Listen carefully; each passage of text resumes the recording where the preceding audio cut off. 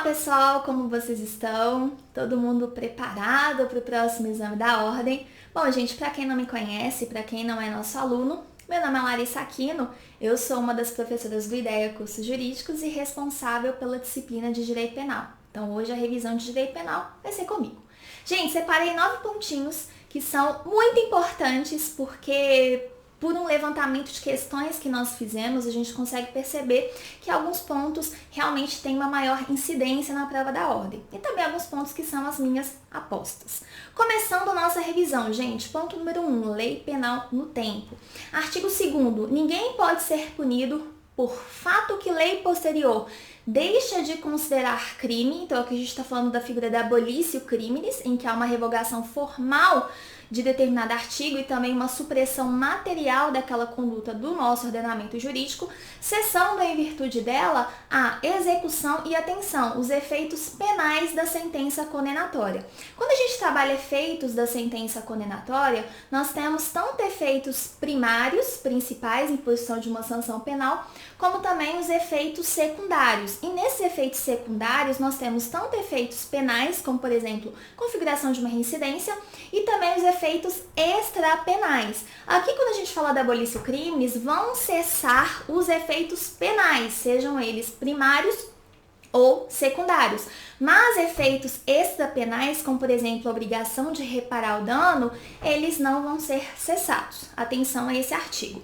E o parágrafo único, ele já remonta àquele princípio que a gente tem lá previsto na nossa Constituição, que é a questão da irretroatividade da lei penal, salvo em benefício do réu. Então aqui a gente está falando de uma retroatividade da lei penal para beneficiar o réu. E o que diz o parágrafo único do artigo 2º? A lei posterior que, de qualquer modo, favorecer o agente, aplica-se aos fatos anteriores. Então eu, Larissa, pratiquei um furto hoje e aí tão somente depois surge uma causa de redução de pena, por exemplo, eu, Larissa, serei beneficiada, porque essa lei nova ela vai retroagir para alcançar fatos passados e para beneficiar o réu. E aqui eu peço atenção à parte final desse parágrafo, olha lá. Ainda que decididos por uma sentença condenatória transitada em julgado. Então, ainda que eu, Larissa, tenha sido condenada em definitivo com uma sentença penal transitada em julgado, eu serei beneficiada. E aí eu faço remissão à súmula 611 do STF. Transitada em julgado a sentença condenatória, compete a quem, gente? Ao juízo da execução penal, da execução criminal, a aplicação dessa lei penal mais benigna, mais benéfica. Um outro ponto importante, gente, é artigo 4º, porque é aqui que a gente trabalha aquelas diferenças, né? Teoria da atividade, teoria do resultado, teoria mista. Vamos lá, gente, artigo 4º, considera-se praticado o crime. Então, aqui a gente está falando de tempo do crime, no momento da ação ou a omissão, ainda que outro seja o momento do resultado. Então, para o tempo do crime, nosso Código Penal adota a chamada teoria da atividade.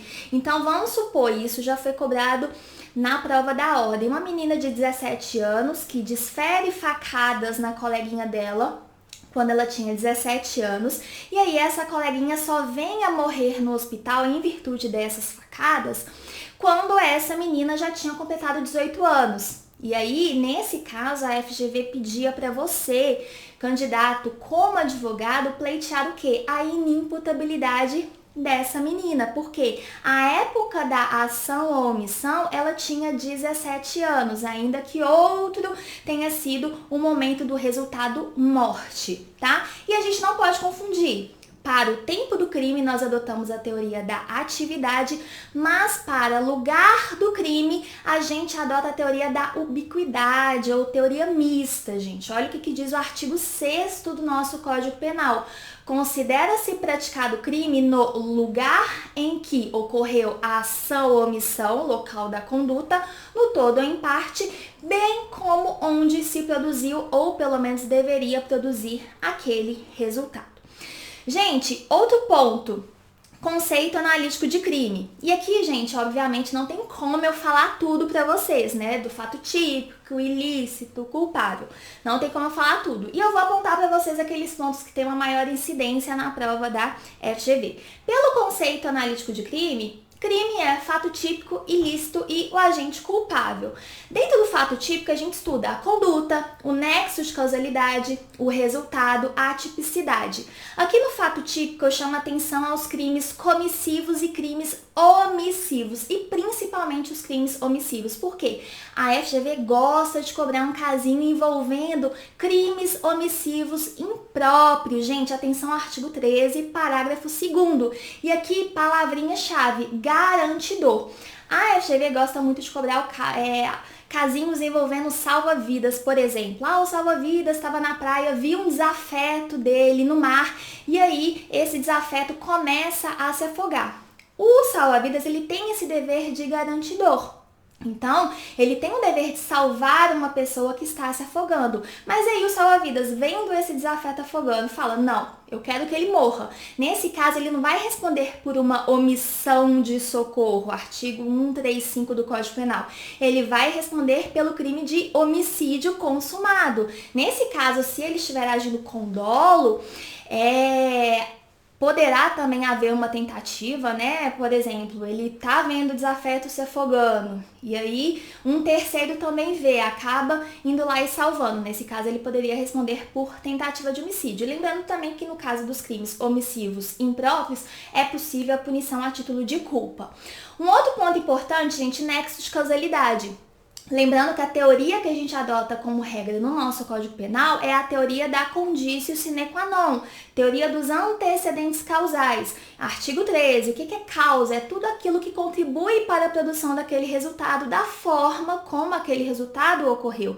E aí chama atenção também a figura das concausas, que é um ponto também bastante cobrado pela FGV. E atenção, as causas absolutamente independentes, pré-existentes, concomitantes ou supervenientes, e as relativamente dependentes, e atenção especial à figura do artigo 13, parágrafo 1º, que é a causa relativamente independente superveniente, que por si só possa ter causado aquele resultado. Nesse caso, a gente adota a teoria da causalidade adequada.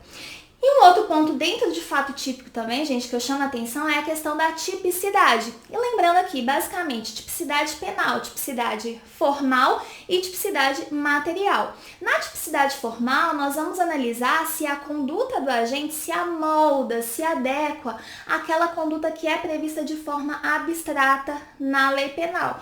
Como, por exemplo, a Larissa vê uma caneta Bic em cima de uma mesa, e ela, sabendo que essa caneta Bic não pertence a ela, mas sim a terceiro, a Larissa subtrai. Nesse caso, a minha conduta se amolda, se adequa ao tipo penal do artigo 155 caput do Código Penal, crime de furto, subtrair para si coisa alheia móvel. Mas, para além dessa tipicidade formal, a gente também tem que analisar a tipicidade material, que é a lesão, ou pelo menos o risco de lesão que eu provoquei com a minha conduta em relação àquele bem jurídico que é tutelado pela norma penal. E é aqui, gente, que eu chamo a atenção a um princípio conhecido por todos vocês, princípio da insignificância ou da bagatela própria. É uma causa supralegal, né, de exclusão da tipicidade material. E vocês se lembram quais que são os 4 requisitos objetivos que o STF adota para análise se é possível ou não reconhecimento da insignificância no caso concreto? Se vocês não sabem, anotem aí. Gente, mnemônico MARI, mínima ofensividade da conduta, ausência de periculosidade social da ação, reduzido grau de reprovabilidade do comportamento e inexpressividade de lesão jurídica provocada. Mnemônico MARI. Gente, para além desses requisitos objetivos, o STF e o STJ também analisam a questão de reincidência. Hoje o entendimento é de que a reincidência, por si só, ela não impede o reconhecimento da insignificância. Mas aqui a gente tem que analisar o caso concreto. Por quê? Pode ser que o sujeito, ainda que ele não seja reincidente, ele seja contumaz na prática de crimes patrimoniais. Então, por exemplo, um sujeito que tem lá 10 condenações, mas que não configuram reincidência, pela prática de um mesmo crime que ele está cometendo de novo, aí a gente pode falar que não pode ser aplicado o princípio da insignificância naquele caso concreto. Além disso, questão de valor. Hoje, os tribunais superiores têm adotado um patamar de 10% do salário mínimo. E aqui a gente não pode confundir com o pequeno valor que a gente trabalha no furto privilegiado. Por quê? Valor insignificante, normalmente 10% do salário mínimo, e o pequeno valor é o limite do salário mínimo vigente à época dos fatos. Ok, gente? Bom, esses são os pontos mais importantes em relação ao fato típico. Em relação à ilicitude, é a contradição, o antagonismo entre o fato típico e a lei. E aí, o que a gente trabalha, na verdade, são as causas de exclusão da ilicitude. E aí, depois vocês dêem uma olhadinha lá nos artigos 23, 24 e 25 do nosso Código Penal. Legítima defesa, estado de necessidade, exercício regular de um direito e também estrito cumprimento de um dever legal. E nós temos uma famosa causa supralegal de exclusão da ilicitude, que é o consentimento. Mas aqui eu peço atenção para vocês, porque isso também já foi cobrado pela FGV. Nós podemos ter o consentimento tanto como causa de exclusão da ilicitude, como também da tipicidade. E quando que vai ser exclusão da tipicidade? O consentimento como uma causa de exclusão da tipicidade, quando for elementar do tipo penal, como por exemplo o crime de estupro, artigo 213 caput do nosso Código Penal, porque lá a gente tem uma elementar que o crime ele tem que ser cometido por meio de constrangimento, mediante grave ameaça, violência. Então, se não houver esse constrangimento, essa grave ameaça, violência, se houver o consentimento da vítima, aí a gente não pode falar que houve estupro, em razão do fato ser atípico. Bom, gente, analisamos então o fato típico. O fato é típico, a gente passa para a análise da ilicitude. O fato também é ilícito, aí sim a gente passa para a culpabilidade. E aqui a culpabilidade, na verdade, nós vamos analisar o agente. Se ele é imputável, se havia uma potencial consciência da ilicitude, né? Se era possível dele saber que aquela conduta praticada por ele é contrária ao direito, e também se era exigido dele a prática de uma conduta diversa, de uma conduta conforme o direito, que é a exigibilidade de conduta diversa. E aqui eu chamo a atenção para as causas de exclusão da culpabilidade. Principalmente as causas de inimputabilidade, que vão excluir justamente a imputabilidade. Questão da menoridade, né, da pessoa ser menor de 18 anos, nesse caso não pratica crime, mas sim um ato infracional, então vai ser punido de acordo com as normas previstas lá no Estatuto da Criança e do Adolescente. Então, por exemplo, o Ministério Público não vai oferecer uma denúncia, ele oferece uma representação. A pessoa não vai ser condenada ao cumprimento de uma pena privativa de liberdade, não, vai ser aplicada ali uma internação, uma semi-liberdade, uma liberdade assistida, enfim, medidas socioeducativas. Outra causa de exclusão da imputabilidade, que é a questão da doença mental, o desenvolvimento mental incompleto ou retardado. E aqui lembrando da figura do inimputável e do semi-imputável.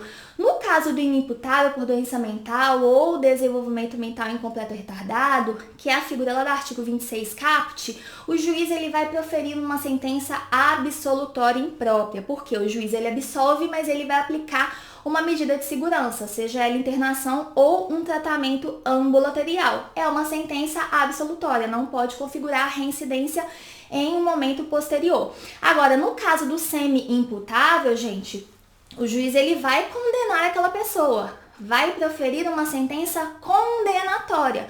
Mas aí na terceira fase da dosimetria, o juiz ele vai reduzir a pena desse sujeito, tá? Que é a figura do artigo 26, parágrafo único. Mas aqui lembrando que há uma possibilidade do juiz substituir essa pena, no caso do semi-imputável, substituir por uma medida de segurança, quando o juiz constatar que naquele caso concreto, esse sujeito ele necessita de um tratamento curativo especial, que é a hipótese do artigo 98 do nosso Código Penal. E aqui atenção, gente, nós não adotamos o sistema do duplo binário, ou seja, pode esse semi-imputável cumprir tanto a PPL como a medida de segurança? Não, o juiz ele pode substituir, ou é uma ou é outra, por isso que a gente fala que a gente adota o sistema vicariante. E a terceira causa de exclusão da imputabilidade que eu chamo a atenção é a embriaguez. É qualquer embriaguez? Não, é aquela completa e acidental. E por fim, a gente tem ali causa de exclusão também da culpabilidade, o erro de proibição e também a coação moral irresistível e obediência hierárquica. Bom, gente, terceiro ponto, iter criminis. Muita atenção a esse ponto que tem altíssima incidência. Qual é o conceito de iter criminis? É o caminho que aquele sujeito percorre para se alcançar a consumação. E aí nós temos algumas fases. Primeira fase, cogitação, então ele vai cogitar a praticar aquele crime. Depois nós temos a preparação, prática de atos preparatórios. Depois nós temos a fase de execução, e aqui é a fase mais importante. E por fim nós temos a consumação daquele crime. E lembrando que o exaurimento, ele não é considerado propriamente uma fase do iter criminis. Hoje a doutrina entende que o juiz pode, por exemplo, considerar algo como exaurimento para aumentar a pena base em razão das consequências do crime. Por exemplo, tá, pessoal? Bom, em relação à fase da execução, que é a fase principal, assim que a gente entra na fase de execução, a gente pode ter o resultado consumação, que é a figura do artigo 14, inciso 1, entende-se como consumado, né, o crime quando nele se reúnem todos os elementos de sua definição legal. Nós podemos ter também o crime tentado, figura do artigo 14, inciso 2. Quando iniciada a execução, o crime ele não chega à consumação por vontade própria? Não, por circunstâncias alheias à vontade da gente. E é justamente essa questão da voluntariedade que vai diferenciar a figura do artigo 14, inciso 2, que é o crime tentado, para a figura do artigo 15, que é a chamada tentativa abandonada ou qualificada, que é o caso de desistência voluntária ou arrependimento eficaz. E atenção, gente, o agente que voluntariamente desiste de prosseguir na execução ou impede que o resultado se produza, ele não responde por tentativa, responde pelos atos já praticados. Atenção em relação a isso, tá, gente? A pegadinha. E qual que é a diferença entre a desistência voluntária e o arrependimento eficaz? Na desistência voluntária é iniciada a execução e o agente simplesmente desiste de prosseguir, mas ele não esgota os atos de execução, ele poderia continuar os atos executórios. Agora, no arrependimento eficaz, não. Ele realmente esgota os atos de execução, mas antes de chegar à consumação, ele vai lá, pratica uma nova conduta a fim de impedir que aquele resultado se produza. Arrependimento posterior, artigo 16. Nos crimes cometidos sem violência ou grave ameaça à pessoa, reparado o dano ou restituída a coisa até o recebimento da denúncia da queixa por um ato voluntário do agente, a pena será reduzida de 1/3 a 2/3. Aqui é uma causa de redução de pena a incidir na terceira fase da dosimetria. Gente, um dos requisitos, crimes cometidos sem violência ou grave ameaça à pessoa. Ah, Larissa, mas um sujeito que praticou um roubo, ele repara aquele dano antes do recebimento da denúncia, ele não pode fazer jus a nada, gente. Lembrando que o roubo, ele é praticado com violência ou grave ameaça à pessoa. Nesse caso, nós temos uma circunstância atenuante que pode ser considerada pelo magistrado na segunda fase da dosimetria, circunstância prevista lá no artigo 65 do Código Penal, tá, gente? Da mesma forma, ainda que aquele sujeito tenha praticado um crime sem violência ou grave ameaça à pessoa, um furto, mas ele resolve reparar o dano ou restituir a coisa após o recebimento da denúncia, nesse caso a gente também não pode aplicar o arrependimento posterior, mas pode incidir essa atenuante lá do artigo 65. E por fim aqui, questão do crime impossível, artigo 17. Não se pune a tentativa quando por ineficácia absoluta do meio ou por absoluta impropriedade do objeto é impossível chegar à consumação do crime. E eu selecionei essas duas súmulas, depois vocês deem uma olhadinha, de suma importância. Ponto 4, gente, concurso de pessoas. O que é concurso de pessoas? Ocorre quando duas ou mais pessoas concorrem para a prática de uma mesma infração penal. Quais que são os requisitos para a configuração do concurso de pessoas? A doutrina aponta 4 requisitos.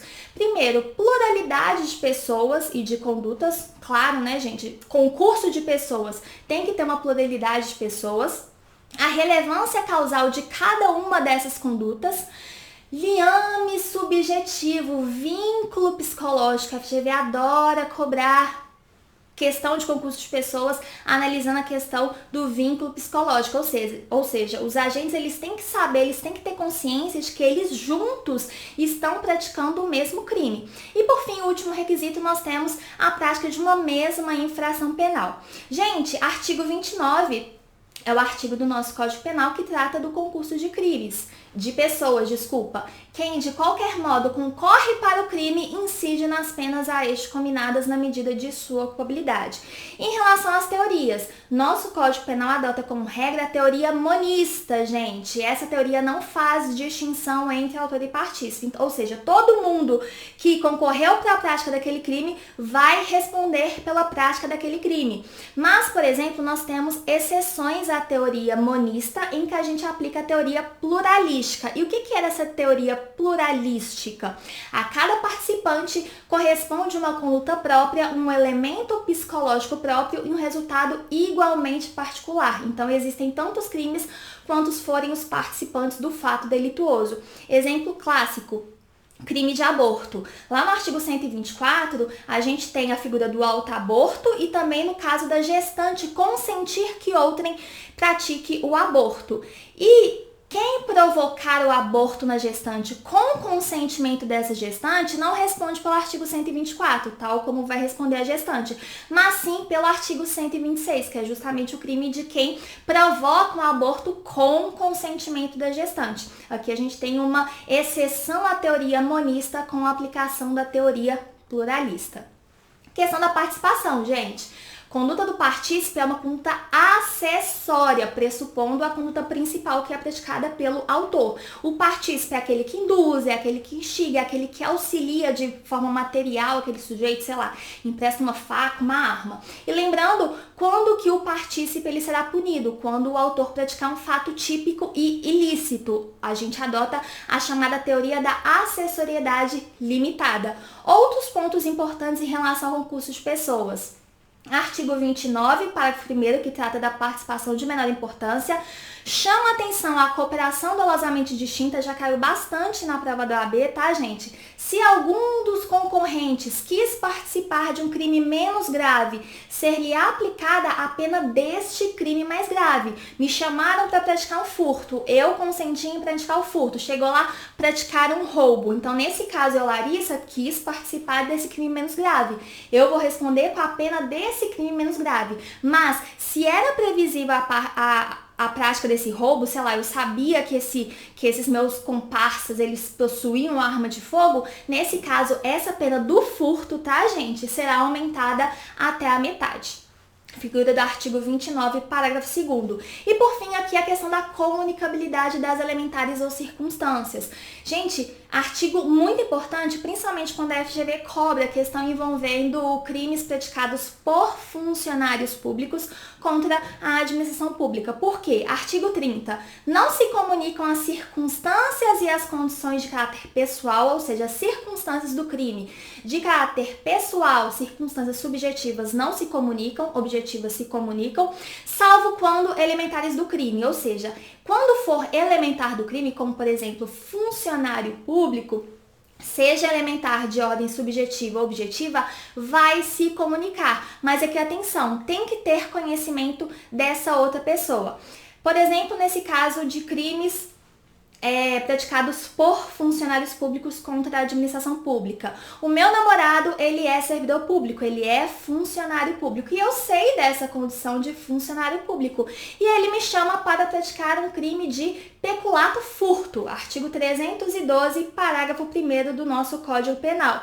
E aí, nesse caso, eu, Larissa particular, eu vou responder simplesmente por furto? Não, eu vou responder também pelo peculato furto, porque essa elementar funcionário público, já que eu tinha conhecimento disso, ela vai se comunicar em relação a mim. Então, tanto meu namorado como eu, Larissa, vamos responder pelo crime do artigo 312, parágrafo 1º. Então, atenção, elementares sempre vão se comunicar. Gente, ponto 5, pena. Temos como gênero sanção e como espécies pena, PPL, PRD, multa, pena privativa de liberdade, pena restritiva de direito e multa. Multa é pena, gente, tenham atenção. Sanção uma outra espécie de sanção criminal, medidas de segurança. E aí nós temos tanto a internação como também o tratamento ambulatorial. O que eu chamo a atenção, gente, em relação às PPLs? Pena privativa de liberdade. Diferença ali entre pena de reclusão e detenção. A pena de reclusão ela é voltada para aquelas infrações mais graves e ela deve ser cumprida inicialmente em regime fechado, semiaberto ou aberto. Já no caso da detenção, o juiz ele pode aplicar ali na sentença penal condenatória tão somente o regime aberto ou semiaberto. Então, ainda que o sujeito seja triplamente reincidente, o juiz ele tem esse limite. No caso de detenção, tão somente regime aberto e regime semiaberto, tá? Mas atenção, salvo necessidade de transferência a regime fechado. Então vamos supor que um sujeito ele foi condenado pela prática de um crime em que era combinada uma pena de detenção. Então ele foi condenado, por exemplo, ao cumprimento de pena em regime semiaberto. Mas aí durante o cumprimento de pena ele vai lá e pratica uma falta grave. Nesse caso pode haver regressão para um regime mais gravoso, tá? Atenção ao artigo 33, parágrafo 2º. As penas privativas de liberdade deverão ser executadas em forma progressiva. Então, o sujeito que entra ali na unidade prisional porque ele foi condenado a uma pena de 9 anos de reclusão a ser cumprida em regime inicial fechado, ele não vai terminar o cumprimento de sua pena no regime fechado. Ele vai progredindo de regime. E aí, nesse caso, não pode haver uma progressão per saltum, passar direto do regime fechado para o aberto. Então, do fechado ele tem que ir para o semiaberto, do semiaberto ele tem que ir para o aberto. Mas lembrando que no caso de regressão, pode haver a regressão per saltum, tá, gente? E aí, lembrando que a execução da pena ela tem que ser de forma progressiva, né, segundo o mérito do condenado, que a gente tem o requisito subjetivo, e aí a gente tem essas regrinhas, né, então o condenado a uma pena superior a 8 anos deverá começar a cumpri-la em regime fechado. O condenado não reincidente, cuja pena seja superior a 4 anos e não exceda 8 anos, poderá desde o princípio cumpri-la em regime semiaberto. Aqui eu fiz remissão a uma súmula do STJ muito importante, súmula 269, do STJ, que fala o quê? Ainda que o sujeito seja reincidente, o que em tese o levaria a cumprir pena inicial em regime fechado, se ele for reincidente, mas todas as circunstâncias judiciais do artigo 59 forem favoráveis e a ele tenha sido combinada uma pena igual ou inferior a 4 anos, nesse caso pode aplicar o regime intermediário, o regime semiaberto, tá? E a determinação do regime inicial levará em conta não somente a pena imposta, mas também questão de reincidência e também os critérios previstos no artigo 59, que são as circunstâncias judiciais a incidirem na primeira fase de dosimetria. Chama atenção também ao parágrafo 4º, em que o condenado por um crime praticado contra a administração pública ele tem que cumprir, além daquele requisito objetivo, né, o cumprimento de determinado lapso temporal, que já nós vamos ver, e também ter uma boa conduta carcerária atestada pelo diretor do estabelecimento. Esse sujeito terá a progressão de regime de cumprimento de pena condicionada à reparação do dano que ele causou ou à devolução do produto do ilícito praticado com os acréscimos legais. O que eu vou chamar a atenção, gente, em relação às PRDs, penas restritivas de direitos?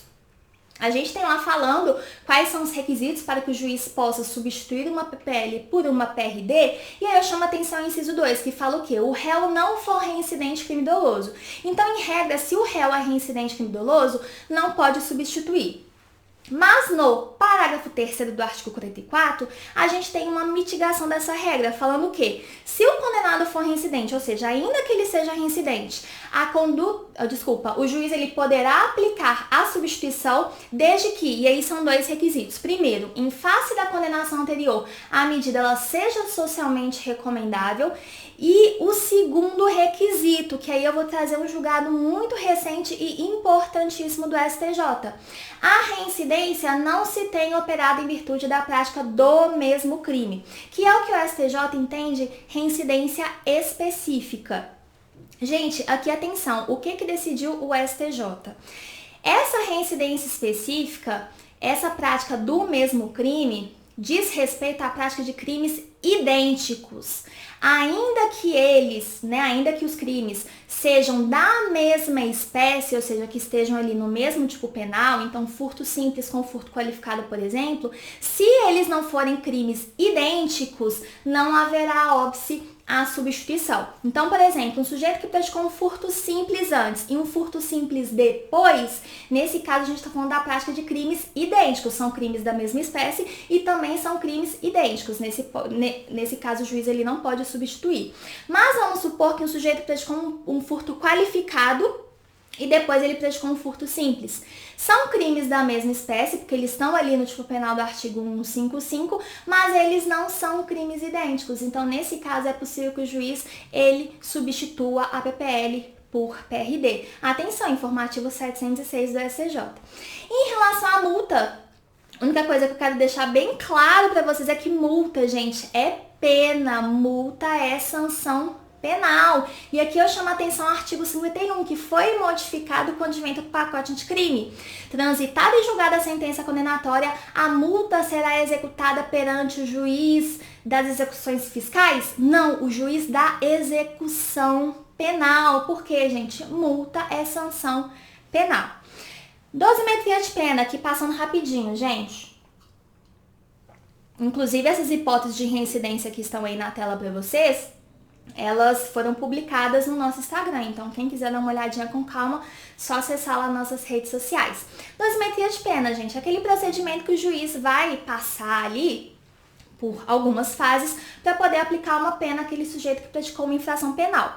E o nosso Código Penal, de acordo com o artigo 68 caput, adotou o modelo trifásico. Então, nós temos 3 fases. Na primeira fase, o juiz ele vai fixar a pena base. Então, ele vai considerar aquelas 8 circunstâncias previstas lá no artigo 59 do Código Penal. E aqui eu chamo a atenção para vocês em relação aos antecedentes. Por quê? Nós temos uma súmula do STJ, por exemplo, súmula 444, que fala que apenas condenações com trânsito em julgado podem ser consideradas para aumentar a pena base. Então, se o sujeito está respondendo um inquérito policial ou um processo que ainda não terminou, esses registros não podem ser considerados para aumentar a pena base, seja em razão de antecedentes, personalidade ou conduta social, tá? E aqui eu chamo a atenção também, porque quando a gente trabalha maus antecedentes, a gente também faz uma remissão já à reincidência.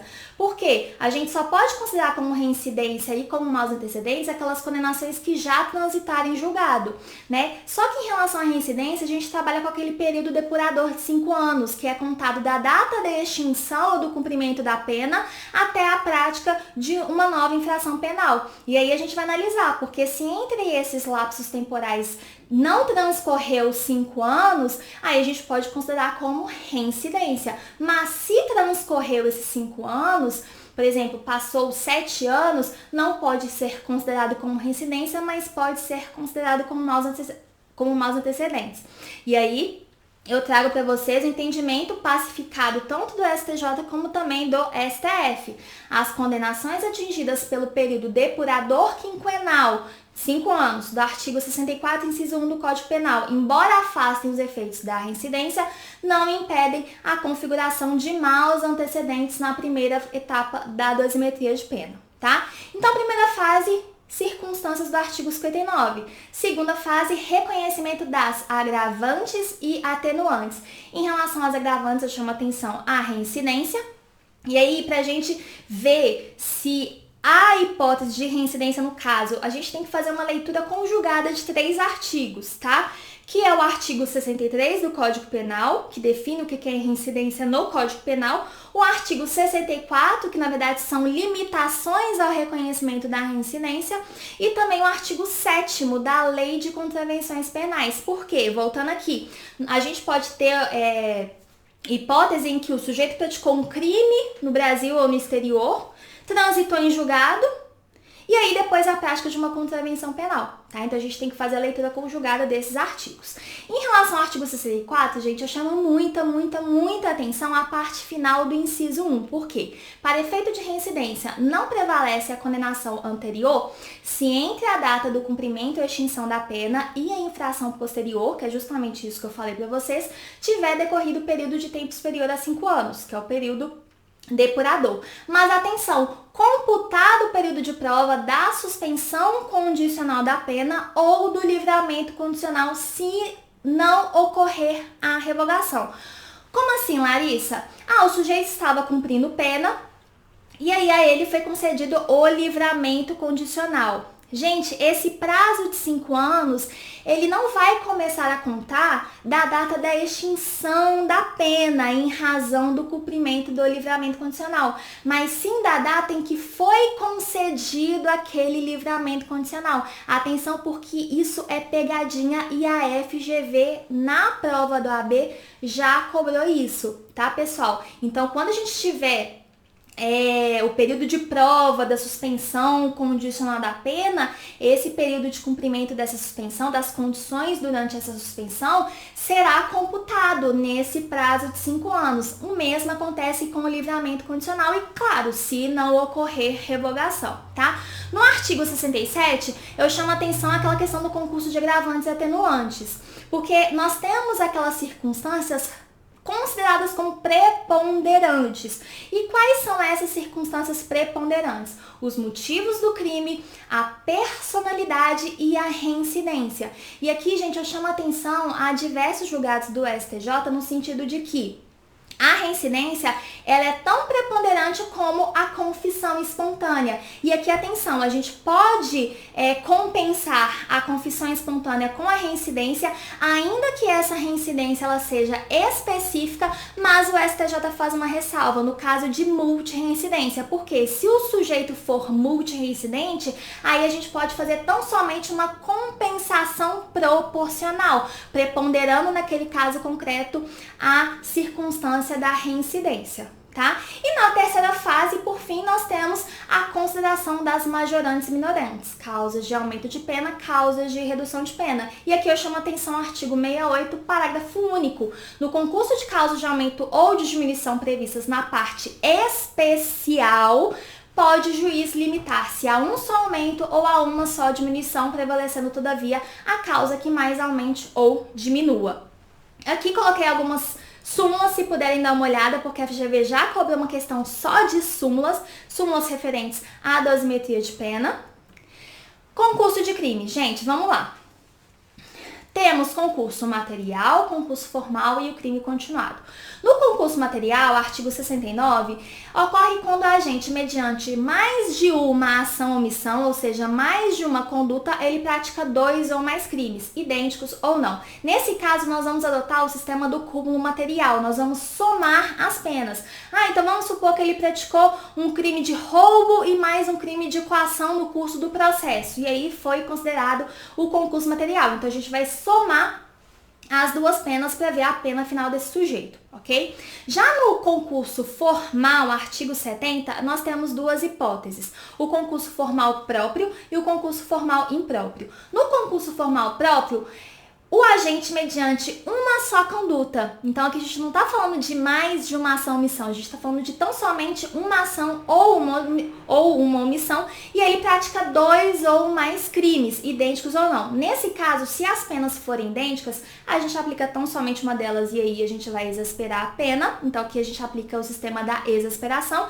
E se os crimes forem diversos, as penas forem diversas, a gente pega a maior pena e aí a gente vai exasperar de acordo com o número de infrações praticadas, tá? Esse é o concurso formal próprio. Agora, no caso do concurso formal impróprio, a gente tem essa mesma situação. O agente que, mediante uma só conduta, uma só ação ou omissão, ele pratica 2 ou mais crimes, mas ele atua com desígnios autônomos. E qual que é o caso clássico da FGV? O Pedro, que tem um casal de vizinhos que faz festa todo final de semana, e o Pedro simplesmente resolve matar esses vizinhos. E aqui ele vai simplificar a ação dele, porque ele não vai matar um determinada hora e o outro em outra hora. Ele vai simplesmente jogar uma bomba. E aí ele mata esse casal de vizinhos. Então percebam que o Pedro, mediante uma só conduta, que foi de jogar a bomba, ele praticou 2 crimes com desígnios autônomos. Então, nesse caso, apesar de ser um concurso formal,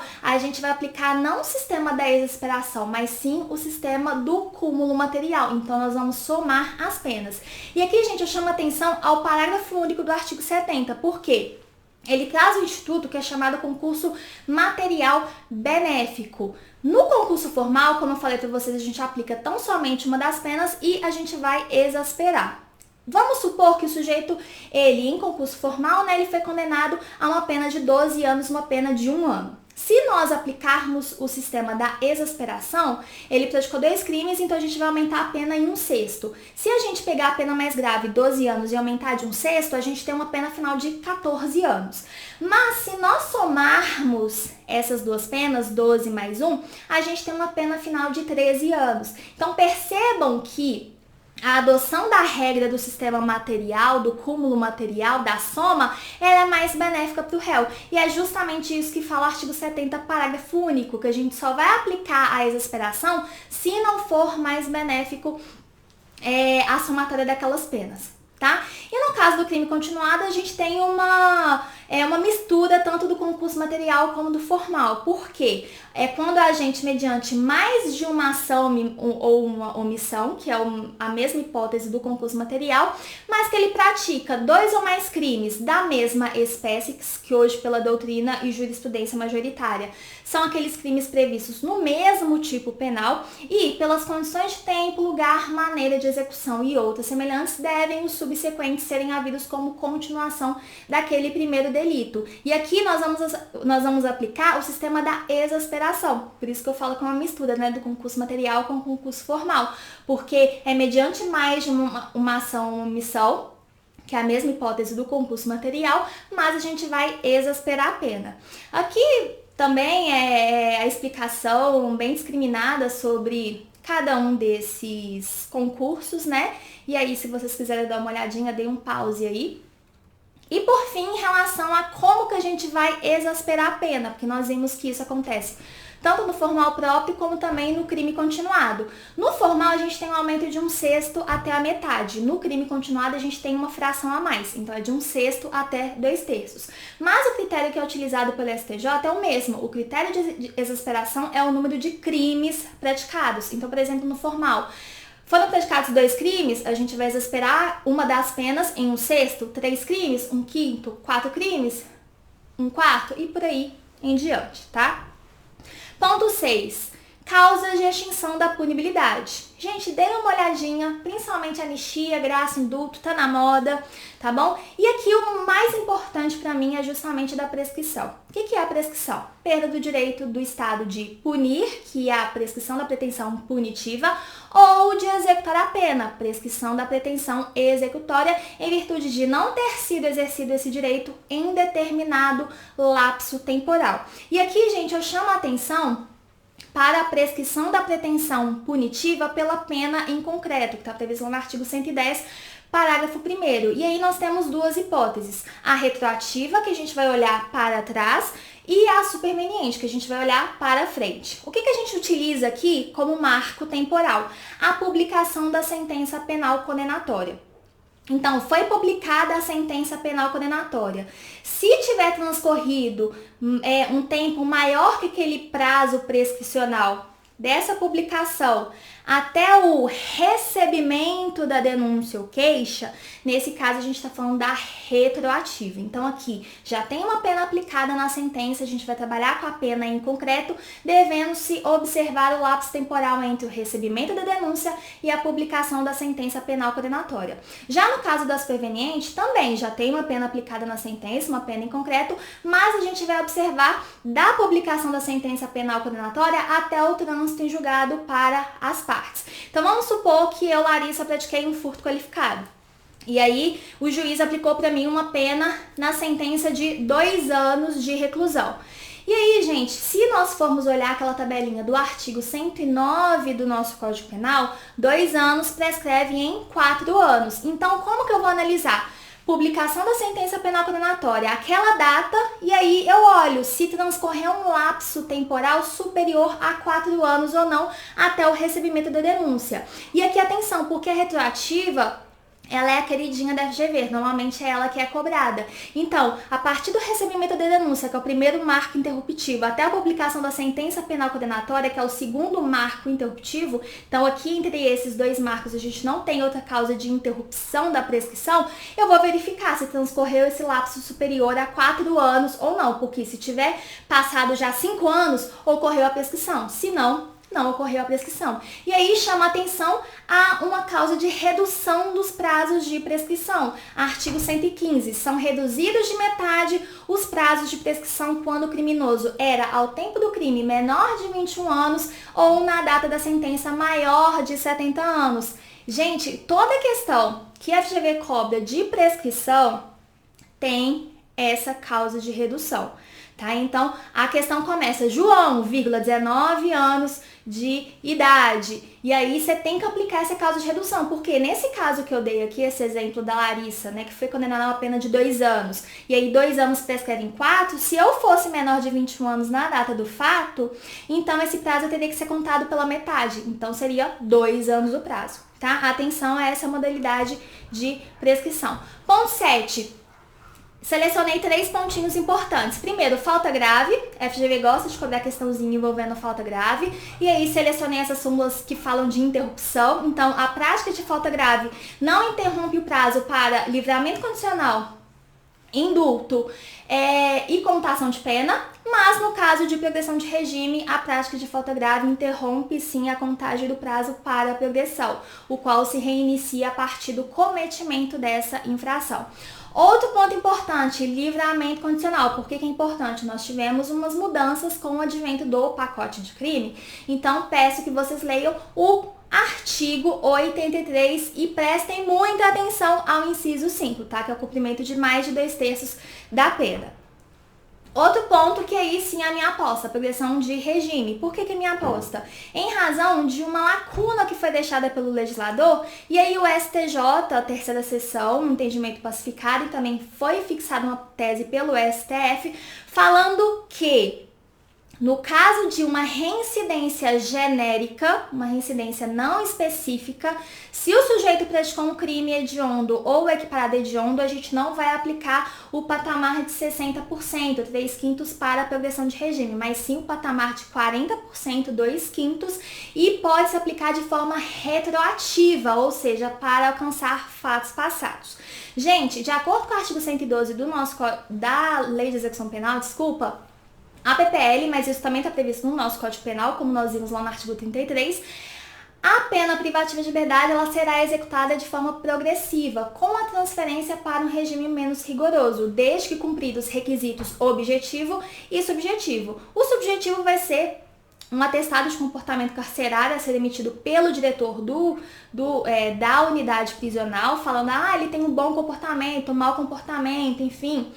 E nós vamos analisar o requisito objetivo, que está previsto onde? Gente, artigo 112 da LEP, que são essas porcentagens, essas frações. E aí eu chamo a atenção justamente a fração de 2/5, porcentagem de 40% e de 60%, que diz respeito a essa discussão que chegou até o STJ e o STF, tá bom?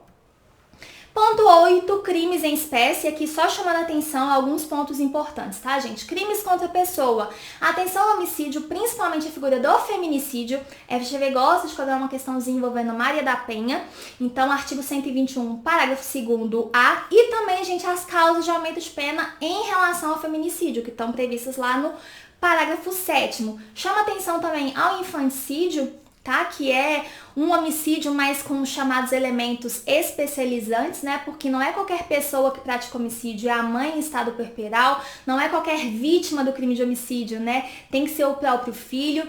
Então, atenção também ao infanticídio, que a FGV gosta muito de cobrar, principalmente quando vai discutir questão de erro na execução, com o artigo 73 do nosso Código Penal, e também o erro sobre a pessoa, com o artigo 20, parágrafo 3º.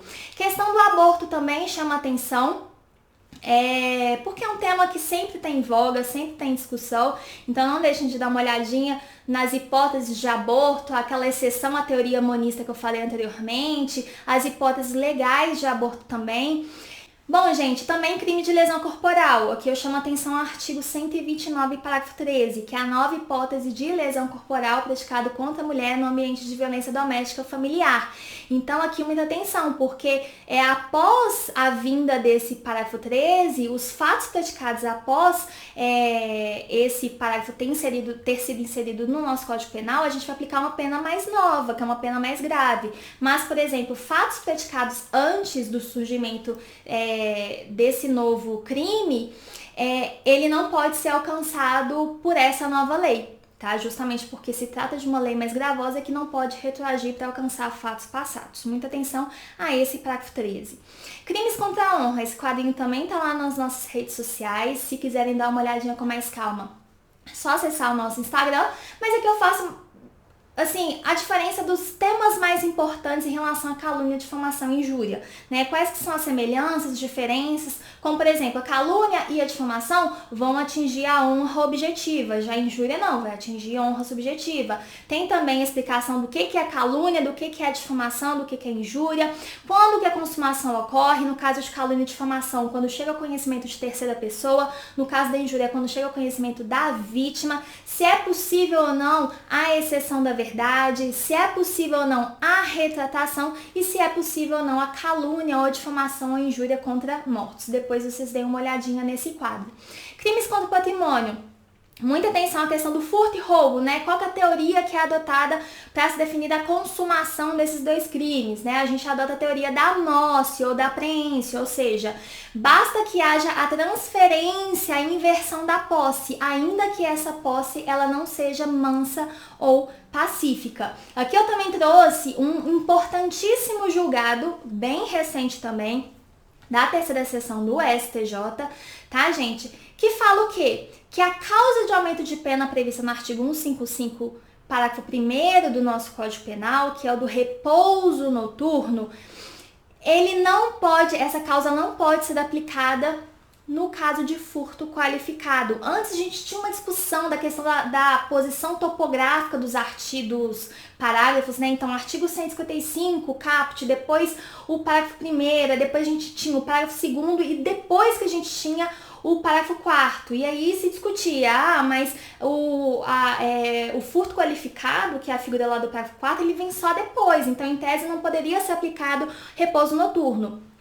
Até o início desse ano, gente, de 2022, era possível sim a conjugação dessas duas circunstâncias, porque elas incidiam em fases diferentes, né? A qualificadora, a gente já começa a fixar a pena base a partir daquele crime qualificado, então a partir da pena desse delito qualificado, e só na terceira fase que o juiz ele aplicava a causa de aumento de pena referente a repouso noturno. Só que hoje o STJ não, ele pacificou o entendimento. Hoje, a figura do repouso noturno, essa majorante, não se aplica mais à figura do furto qualificado, que é previsto lá no parágrafo 4º, tá? E também chama atenção as súmulas 511 do STJ, porque lá no artigo 155, parágrafo 2º, a gente tem a figura do furto privilegiado. Então, se o agente for primário, o que é ser primário? Não ser reincidente, e a coisa for de pequeno valor, ou seja, que não ultrapassa o salário mínimo vigente à época dos fatos, o juiz ele pode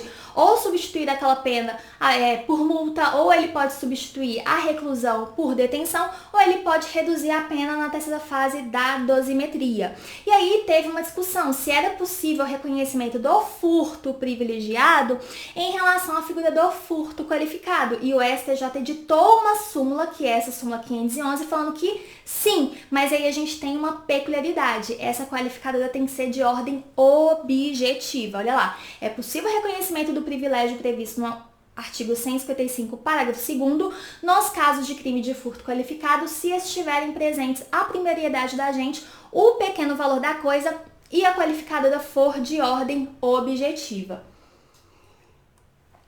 Também chama atenção ao crime de roubo. A FGV adora cobrar um casinho de furto, roubo, depois vocês deem uma olhadinha no roubo. Chama mais atenção ainda, gente, ao crime de estelionato, porque nós tivemos uma mudança com o advento do pacote de crime, no que tange ali a representação ou não, né, qual que é a natureza da ação penal desse crime. Então, hoje a regra é de que o estelionato se procede mediante ação penal pública condicionada à representação, então é necessário que haja representação, mas nós temos as exceções previstas no parágrafo 5º do artigo 171. Salvo se a vítima for administração pública, direta ou indireta, criança ou adolescente, pessoa com deficiência. É qualquer deficiência, Larissa? Não, deficiência mental ou maior de 70 anos, gente, de idade ou incapaz. Atenção, não é maior de 60 anos, é maior de 70 anos. Então, essas hipóteses, a ação penal pública incondicionada, mas a regra é que é necessária a representação, né, como uma condição de procedibilidade daquela ação penal. E aqui, gente, em relação à necessidade ou não, né, de abertura de vista, por exemplo, para a vítima, para ela oferecer uma representação, já que agora é exigida a representação, o que o STJ entendeu? A exigência de representação da vítima no crime de estelionato não retroage aos processos cuja denúncia já foi oferecida. Em relação ao estelionato, também chama atenção um novo parágrafo que foi inserido também lá no artigo 70 do Código de Processo Penal, que diz respeito à competência. Por quê? Em algumas hipóteses no crime de estelionato, quais hipóteses? Quando praticados mediante depósito, mediante emissão de cheque sem suficiente previsão de fundos em poder do sacado ou com pagamento frustrado ou mediante transferência de valores, a competência, gente, ela será definida pelo local do domicílio da vítima. E quando houver pluralidade de vítimas, a competência vai ser firmada pela prevenção. E aí, um outro julgado também da terceira seção do STJ. No crime de estelionato, Larissa, que não se enquadre nessas hipóteses aí do artigo 70, parágrafo 4º. E o que diz o STJ? Não identificada essas hipóteses, a competência deve ser fixada no local onde o agente delituoso obteve, mediante fraude, em benefício próprio e de terceiros, os serviços custeados pela vítima. Atenção também à parte das escusas absolutórias, é um ponto bastante cobrado pela FGV também, que diz respeito a todos os crimes patrimoniais, tá? Então não deixem de dar uma lida no artigo 181, no artigo 182 e também no artigo 183. Crimes contra a administração pública. Trouxe esse quadrinho aí, gente. Prestem muita atenção do verbo núcleo referente a cada um desses crimes, porque ainda que a gente não entenda esses crimes, ainda que vocês não se lembrem desses crimes, pode ser que vocês consigam responder uma questão sabendo tão somente o verbo núcleo daquele tipo. E aí eu chamo atenção para quais crimes que são mais cobrados pela FGV. O peculato, a concussão, a corrupção passiva e também a prevaricação. Depois deem uma olhadinha nesse quadrinho. E por fim, gente, leis especiais. Eu já super extrapolei meu tempo. Leis especiais. Presta atenção, crimes hediondos, crimes de preconceito, principalmente com aquela decisão do STF falando que a injúria racial é uma espécie do gênero racismo, em razão disso deve ser considerado como imprescritível, lembrando disso, tá, gente? Código de Trânsito Brasileiro é bastante cobrado também. Lei de tortura, inclusive porque a lei de tortura prevê, né, efeitos da sentença penal condenatória de forma automática.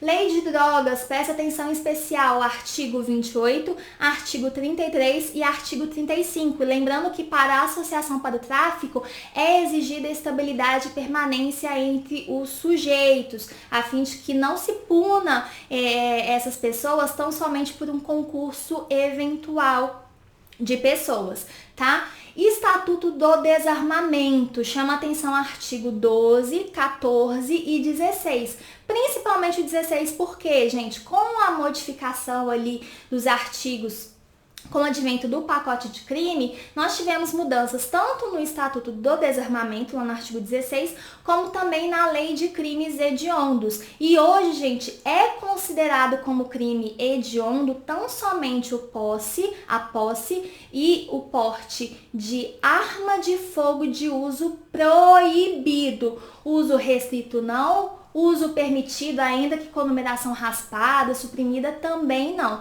Então, somente arma de fogo de uso proibido é considerado como crime hediondo.